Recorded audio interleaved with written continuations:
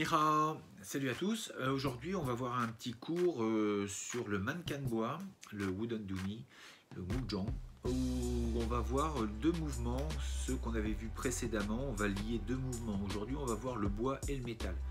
Donc, on va voir ces deux mouvements-là ensemble réunis sur le mannequin de bois. Donc, je répète le mouvement bois vers l'intérieur et le mouvement métal. Donc, le bois et le métal. Donc on va coupler ces deux mouvements ici pour voir sur le mannequin de bois ce qu'on peut en faire. Donc pour les gens qui ont un mannequin de bois, ils vont pouvoir le faire dessus. Et puis pour ceux qui n'en ont pas, faire dans le vide aussi. Voilà, donc ce sont des mouvements qui sont assez intéressants en cas d'agression. On peut s'en servir assez facilement.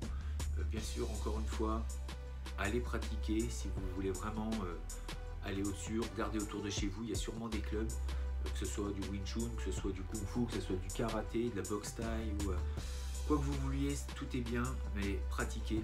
Si vous êtes un minimum intéressé, essayez de faire quelque chose pour apprendre à vous défendre. Je le dirai jamais assez, ça fait partie des 5 piliers de la formation que je ferai dans les mois à venir. Mais c'est se défendre, c'est endurcir son mental également, et c'est vraiment important dans la vie d'aujourd'hui. Voilà, donc on voit ça tout de suite sur le mannequin de bois, tranquillement. Donc tout d'abord, on va voir juste le mouvement bois sur les parties hautes du mannequin. D'accord? Donc on se met à distance, on essaie d'avoir les épaules face aux deux bras. Et là, on va simplement venir ici.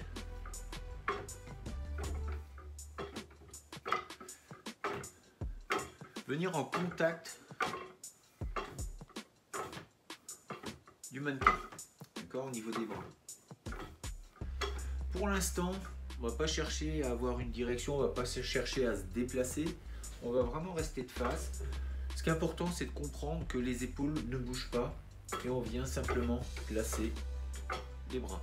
Une légère rotation avec la main qui vient glisser sur le bras. Glisser. Si vous n'avez pas l'habitude, si vous n'avez jamais pris de coup, ne venez pas en percussion. Vous allez vous faire mal. Et puis, ce qui est important de savoir aussi, c'est que le mannequin de bois n'a pas été créé pour taper fort dessus.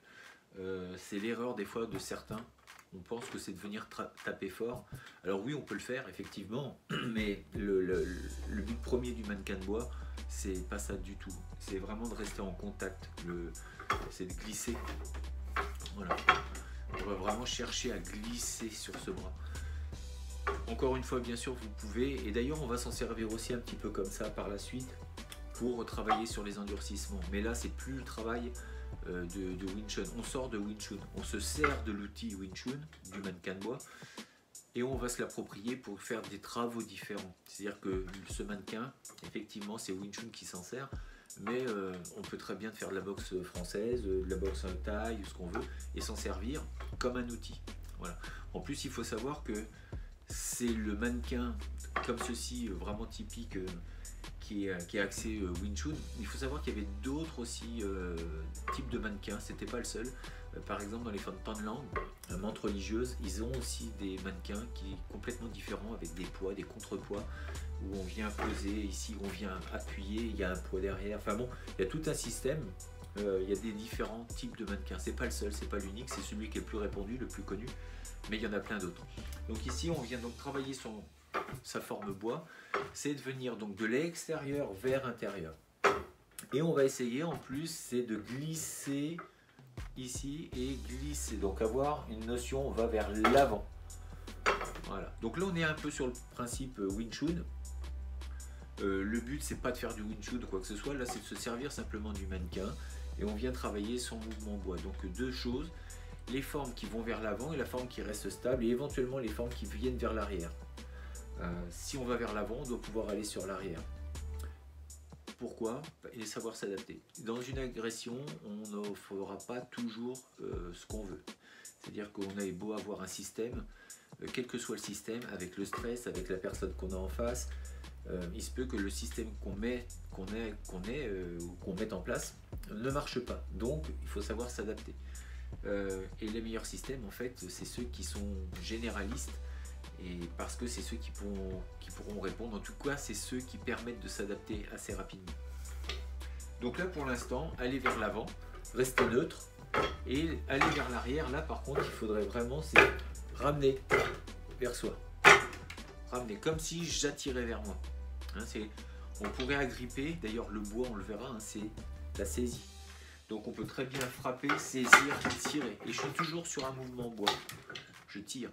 Donc, ici. Mais là, donc 3 notions pour l'instant. 1, venir coller et aller plutôt vers l'avant. La forme bois, on va rester au centre, entre avant, on va dire centre, et vers l'arrière, donc vers soi. On va attirer. On va faire l'inverse. Ici.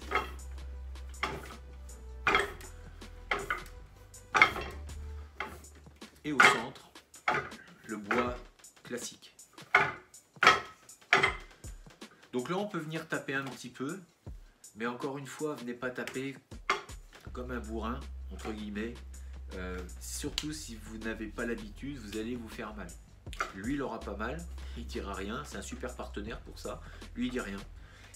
Mais vous allez ressentir, surtout peut-être pas sur le moment, mais le lendemain, vous pouvez vous causer des micro-traumatismes.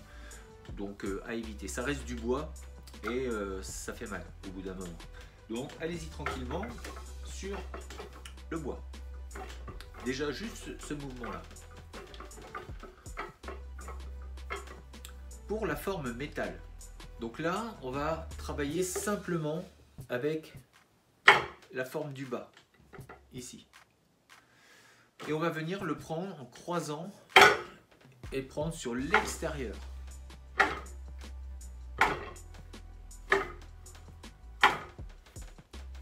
Donc là, on va être obligé de déplacer un peu le bassin pour se positionner au mieux.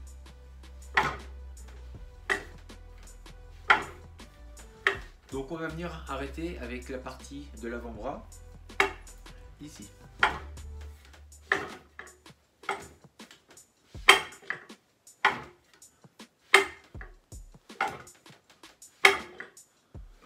Donc on aurait la même chose, hein, plutôt sur l'avant, où je vais chercher à aller le plus près possible du mannequin de bois. La forme classique. Et la forme où vraiment je chercherai à laisser passer. On a ces formes-là, on retrouve un peu ces principes en aïkido, hein, où on va laisser passer la personne. Donc encore une fois, vers l'avant, milieu, et laisser passer, accompagner. Là, honnêtement, on va essayer de rester sur les formes du centre. Le bois, métal. Le bois, métal. Et du coup, là, on va simplement passer donc une main en bas, une main en haut. On va ramener et on va faire la même chose ici. Donc, intérieur, extérieur. Une force qui va vers l'intérieur ici et la forme du bas vers l'extérieur. Si je le fais face à vous, c'est un ici et un ici. C'est un. Si on regarde bien, ma main droite et ma main gauche, les deux vont vers ma gauche. Les deux se dirigent vers la gauche. Les deux bras se dirigent vers la droite. Et on a donc ce mouvement 1, 2, 3, 4. Ces mouvements-là, on les retrouve beaucoup sur Wing Chun, mais on les retrouve dans d'autres systèmes. Par exemple, dans le Wungar, il y avait des passages entre les deux. Il y avait des affiliations, des filiations même, entre nièce, neveu, oncle. Donc c'est normal qu'on retrouve des gestes dans certains styles. Après, il y a des systèmes qui vont garder plus, qui vont le mettre plus en avant. Mais en tout cas, c'est vrai que si on voit ça, on va dire « Ah, c'est Wing Chun ». En plus, travailler sur mannequin, donc tout est fait pour dire que c'est Wing Chun, mais pas forcément. Voilà, faut rester encore une fois ouvert et ne pas croire que tout vient d'un système et qu'il y avait des choses avant et que voilà, il y a des choses qui ont été reprises. Donc, un ici, ramener et intérieur, extérieur. Si je le fais face à vous, encore une fois, 1, 2, 3, 4. On peut le faire les poings fermés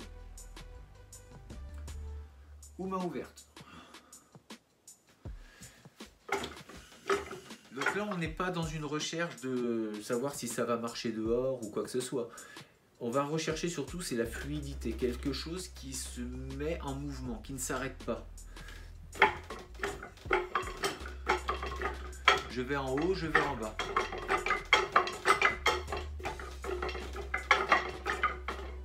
Donc on est sur un système ici. Ce mouvement-là est assez important parce qu'on va le retrouver dans les Twishu. Dans les Twishu, dans les Shisao et dans les jeux de main, dans les poussées de main. On va retrouver ces deux formes-là. Et donc, ça va permettre aussi, donc le système Wing Chun, ils ont les Shisao, d'accord, ici, mais on a d'autres formes de Shisao. Donc, c'est pas uniquement. Donc, celui-là, c'en est un. C'est la forme bois et métal.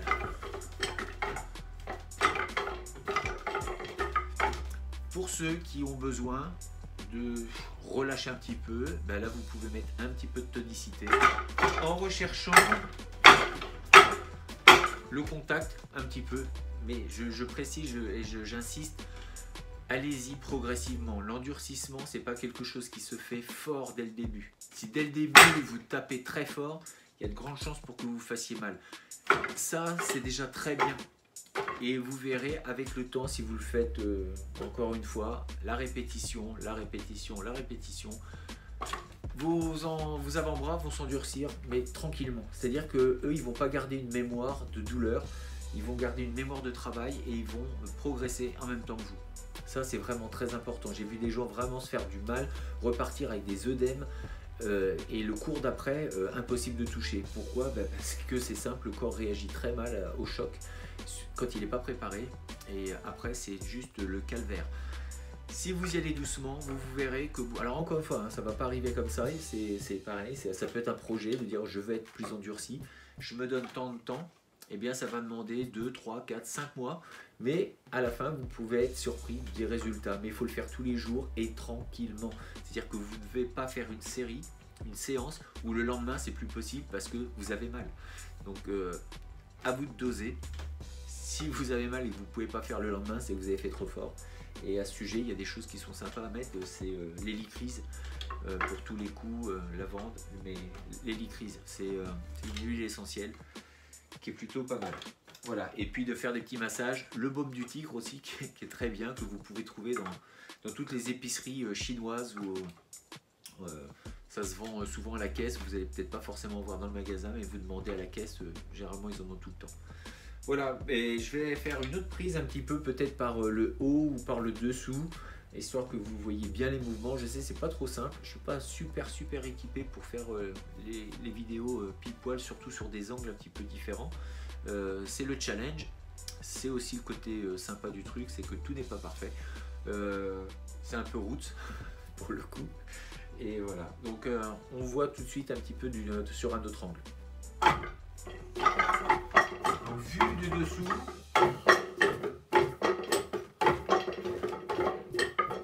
la forme, on ramène et droit devant.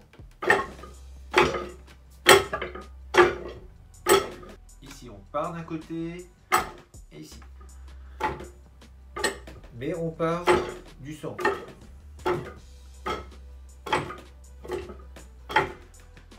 Autre angle différent.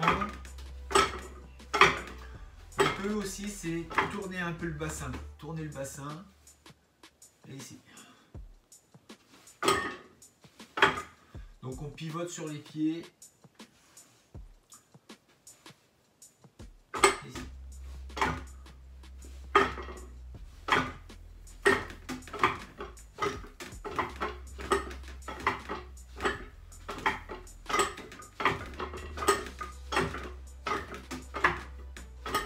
De face.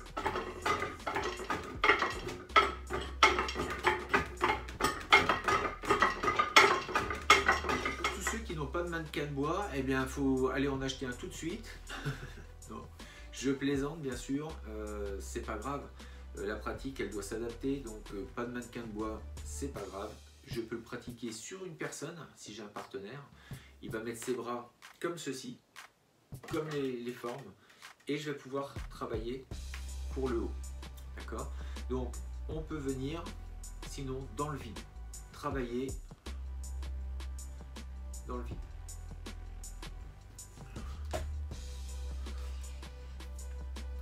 Je vais pouvoir changer de direction.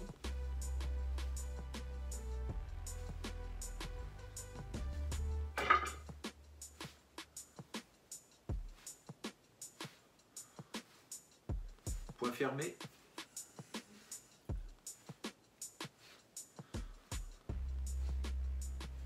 Main ouverte, fluide, forme de twichou.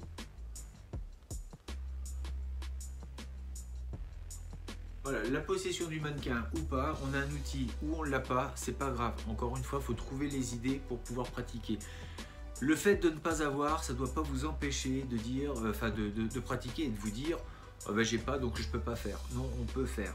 On peut toujours faire à son niveau. Encore une fois, comme dans les projets, si on n'a pas telle et telle chose, eh bien on va se former, on cherche à apprendre, on trouve des idées.